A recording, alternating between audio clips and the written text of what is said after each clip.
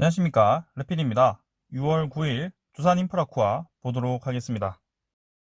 먼저 증시부터 보겠습니다. 코스피 코스닥 오늘 둘 다 하락했고요. 장 후반에 밀어내리면서 마무리했습니다. 계속해서 이제 글로벌 증시가 애매하게 진행이 되고 있고, 테이퍼링에 대한 경계감으로 상방도 하방도 아닌 횡보를 이어가고 있습니다. 오늘 우리나라 증시는 다른 타국에 비해서 좀 많이 내린 편이고요. 외인 3,200억, 기관 4,500억으로 1조 가까이, 합쳐서 1조 가까이 매도를 했습니다. 코스닥도 외국인이 1,000억 정도 매도하면서 마무리를 했고요. 자, 그래서 이제 내일이 이제 두 번째 주 목요일인 옵션 만기일이죠. 옵션 만기일 이후에 이 주가가 어떻게 움직이는지 거기에 대해서 좀 주목을 해야 될 것 같고요. 옵션 만기 전날에는 또 이렇게 하락을 하면서 마무리를 했습니다. 하지만 이 상단선 라인은 아직까지도 지키고 있기 때문에 내일 어떻게 움직이는지 한번 봐야 될 것 같고요.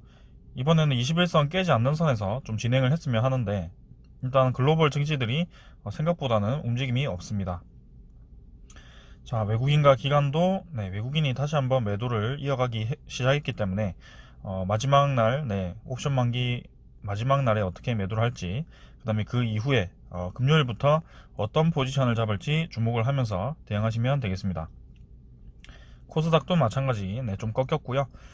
투자자는 외국인이 마찬가지로 우리나라 증시 전체에서 좀 다시 한번 나가고 있는 추세입니다. 그래서 주목을 좀 해야 될 것 같고, 다우존스, 나스닥도 이제 뭐 비슷하게 움직이고 있습니다. 보합 정도고 유럽도 보합 수준. 그다음에 외환은 1113달러. 그래서 뭐 전체적인 지수랑 이런 환율 같은 게 거의 뭐 변화가 없습니다. 암호화폐는 좀 많이 내렸지만. 그다음에 미국의 이 10년물 주식이죠. 10년물 금리 1.5%대입니다. 이제 그래서 저점을 깼어요. 저점 깨버리고 떨어졌습니다. 그래서 1.5%대로 더 떨어졌고요. 국채 금리가 이렇게 떨어진다는 것은 사실 주가에는 긍정적으로 작용할 가능성이 있는데, 일단은 이 테이퍼링에 대한 우려감으로 크게 상승시키지는 않는 모습. 자, 오늘은 뭐 간단하게 보고 넘어가도록 하고요. 내일 옵션 만기일에 또 어떻게 증시가 움직일지, 내일은 이제 마지막까지 변동성이 클 거기 때문에요. 그냥 뭐 크게 의미 없이 보시면 되겠습니다. 자, 오늘 증시는 여기까지 보겠습니다. 두산인프라코아 보겠습니다. 200원 상승해서 15,150원 마무리를 했습니다. 자, 오늘 조금 상승을 했지만 마찬가지로 두산중공업과 같이 움직이는 모습이 계속 나타나고 있습니다. 자, 지금 두산인프라코아도 잠깐 급락이 나왔었는데요. 제가 이제 두산중공업에 대해서 아주 자세하게 이 차트를 얘기를 하면서 지금 당장은 상승이 어렵다. 조금 더 조정을 받고 수렴하는 구간이 필요하다라고 말씀을 드렸습니다. 자, 두산인프라코아도 지금 시간에는 뭐 두산중공업처럼 더 떨어지진 않았지만 그래도 이제 추가로 상승하기보다는 어느 정도 자리에서 주가를 횡보시킬 가능성이 크다라고 봅니다. 그래서 일단은 두산인프라코아 같은 경우는 이미 몇 번 이 봉이 나열된 지점까지 왔어요. 그래서 14,600원 정도를 지지를 하면서 반등을 좀 한 것 같은데, 자, 내일 옵션 만기일입니다. 내일 마녀의 날이고 그 내일 마녀의 날에 어떻게 움직이는지 보시면 좋을 것 같고요. 자, 두산 인프라코아도 마찬가지 고점 부근에서 거래량은 빵 터뜨리고 이제 서서히 거래량을 죽이기 시작했습니다. 그래서 이때와 같은 큰 상승들이 나오기가 조금 어려울 수도 있고요. 이제는 이런 식으로 21선과 61선에 올라올 때까지 자리를 잡는 그런 과정이 나올 가능성이 저는 크다고 생각을 합니다. 그래서 28일 마지막에 이 공매도 상환이나 아니면 뭔가 이 움직임이 있을 수도 있지만 그때까지는 좀 한 이제 거래일이 며칠 없죠? 6월 9일이고 6월 28일까지면 한 진짜 며칠 없습니다. 10일 정도 온 것 같아. 주말 제외 한 14일 정도 온 것 같은데, 자, 그 14일 동안 이 주가가 어떻게 형성이 될지 또 기대가 됩니다. 하지만 지금 당장은 주가 상승보다는 자리 잡는 모습이 필요하고요. 두산인프라코아는 기존에 가시던 분들이 가져가시는 거고요. 어제도 뭐 증권사 목표가가 신한금융투자에서 22,000원으로 올렸죠. 그래서 현대인프라코아가 되었을 때 그 시너지 발휘와 그 다음에 신용 등급 상승 예상되고요. 두산인프라코아는 추가적으로 더 상승을 할 수 있다라고 해서 그렇게 네, 한 것 같습니다. 그래서 자, 인적 분할이 되고 나서 네, 어떻게 흘러갈지 그것도 주목하시면 좋을 것 같고요. 나는 만약에 지금 혹시나 계속 신규 유입되는 분들을 위해서 제가 설명을 좀 드리자면 6월 29일부터 7월 20일까지 이 주식은 정지가 되게 되고요. 7월 21일에 두산인프라코아의 1000주에 대해서 470주에 두산중공업이 상장이 되고요. 나머지 310주인가요? 네, 그게 현대인프라코아, 그 이름이 현대인프라코아가 될지 모르겠습니다. 아무튼 그렇게 재상장이 되게 될 겁니다. 자, 그래서 지금은 사실 두산중공업 주가가 두산인프라코아보다 훨씬 많이 올라버렸기 때문에 두산인프라코아를 매수를 했을 때 인적 분할이 되었을 때 그 종가에 지금 이 정도 격차가 계속 유지가 된다면 두산인프라코아를 통해서 두산중공업을 받는 것이 훨씬 이득입니다. 그래서 지금 실제로 두산중공업의 외국인 보유율이 많이 떨어졌어요. 지금 6%대로 떨어졌기 때문에 두산인프라코아를 통해서 상장되는 그 지분을 통해서 두산중공업의 그 떨어진 지분을 메울 가능성이 저는 있다고 봅니다. 그래서 오늘 투자자를 한번 확인해 보겠습니다. 기간 44만 주 떨어졌고요. 아니, 팔았고요. 외국인은 47만 주 매수했습니다.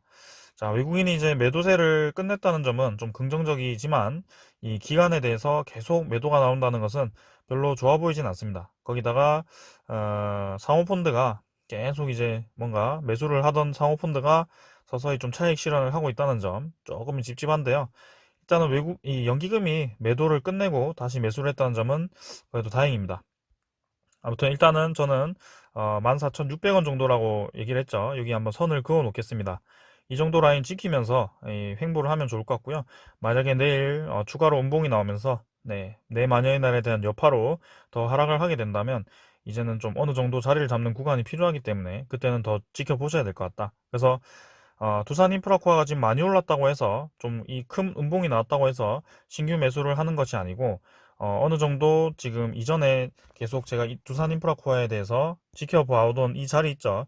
이런 자리가 이제 저점을 계속 똑같은 자리를 만들 때 그 저점을 깨지 않는 자리에서 추가 매수를 계속 하는 것이 그게 한 방법입니다. 그래서 그 수렴 구간이 왔을 때 그 수렴 구간을 깨버리면 과감하게 손절을 해야 되고요.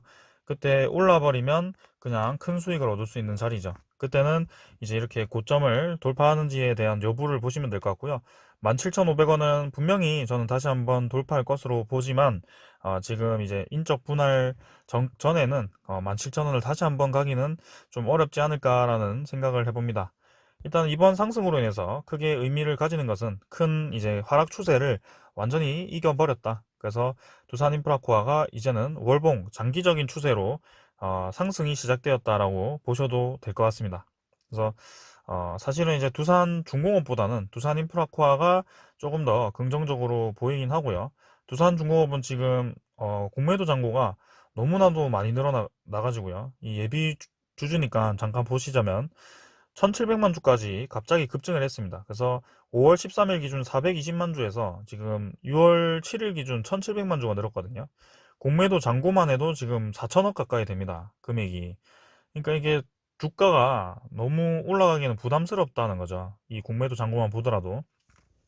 거기다가 이제 두산인프라코아도 지금 보시면 공매도를 좀 많이 늘려놓긴 했습니다. 근데 두산중공업만큼 막 몇 배, 4배 이렇게 늘린 건 아니고요.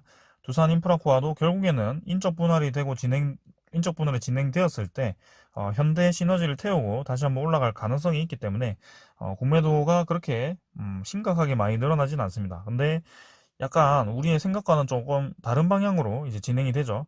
주가가 그래도 조금 급등을 해버리니까 이게 공매도가 그새를 참지 못하고 이렇게 잔고를 늘려버렸습니다. 그래서 920만 주까지 늘렸는데요.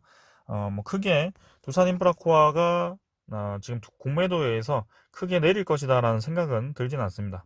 그래서 공매도 잔고가 좀 많이 거래가 좀 되고 있긴 하지만 그래도 충분히 그 상환할 수 있는 시간이 있기 때문에 그 횡보 구간에서 또 300만 주씩 이렇게 상환을 하지 않을까. 일단은 공매도 상환이 전량 상환을 하는 것은 의무가 아니기 때문에 천천히 한번 지켜보도록 합시다. 자, 그 다음에 대차 잔고 한번 확인해 보겠습니다. 이 두산중업의 대차 잔고는 6천만 주를 넘었고요. 두산인프라코아 같은 경우는 오늘 대차 거래 한번 확인해 보면 자, 오늘도 많이 늘었네요. 체결이 210만 주고요. 상환이 69만 주로 거의 이제 140만 주가 늘었습니다. 그래서 이 대차장고도 2천만 주 초반에서 갑자기 3,200만 주까지 1,000만 주 가량이 증가를 했고요. 자, 역시나 급등에 대한 부담감으로 이 공매도 세력에 약간 타겟이 좀 되었습니다. 하지만 그래도 이제 인적 분할 이슈를 앞두고 있기 때문에 무리하게 공매도가 공격하기 쉽지 않을 것 같고요. 한 달간의 정지를 통해서 이게 분할이 되기 때문에 공매도가 남아 있으면 이제 분할이 이게 어떻게 되는 거죠? 거기에 대해서도 좀 공부를 좀 해봐야 될 것 같은데 원래는 이제 사실 공매도를 다 없애고 인적 분할하는 게 맞다고 생각이 되지만 그게 의무가 아니라고 하니까요. 자, 일단은 어떻게 되는지 한번 보도록 하겠습니다. 공매도 친 거를 갑자기 옮겼다가 다시 할 수도 있는지 거기에 대해서는 좀 헷갈리네요. 저도 개념이 좀 헷갈립니다. 아무튼 오늘 뭐 외국인 40만 주에 대해서 다시 한번 확인을 해본다면 자, 상세를 한번 보겠습니다. 뭐 크게 변화 없이 40만 주 정도 매수했네요. 그리고 보유율이 이제 9.6% 정도로 진행이 되고 있고요. 그러니까 6,600만 주 신주가 상장이 된다면 외국인 같은 경우는 660만 주가 이제 두산중공업으로 유입이 되는 거죠. 거기에 대해서 염두를 해두고 이제 이렇게 두산인프라코아를 다시 한번 매수를 할 것인가 거기에 대해서도 좀 주목을 하시면 될 것 같고요. 내일은 이제 옵션 만기이기 때문에 하락을 할 수도 있고 상승을 할 수도 있고 일단 변동성이 클 겁니다. 중요한 것은 이제 옵션 만기일 이후에 주가가 어떻게 형성이 되는지가 중요하고요. 거기서부터 6월 28일까지 이제 두산인프라코아의 움직임을 한번 지켜보도록 하겠습니다. 일단 제가 말씀드린 것은 고점에서 거래량이 서서히 떨어지기 시작했고 두산중공업도 지금 힘이 많이 빠지기 시작했습니다. 그래서 이제는 이때처럼 좀 횡보 구간을 가지 않을까라는 생각을 해보는데 한번 지켜보겠습니다. 오늘은 여기까지 하고 마무리할게요. 감사합니다.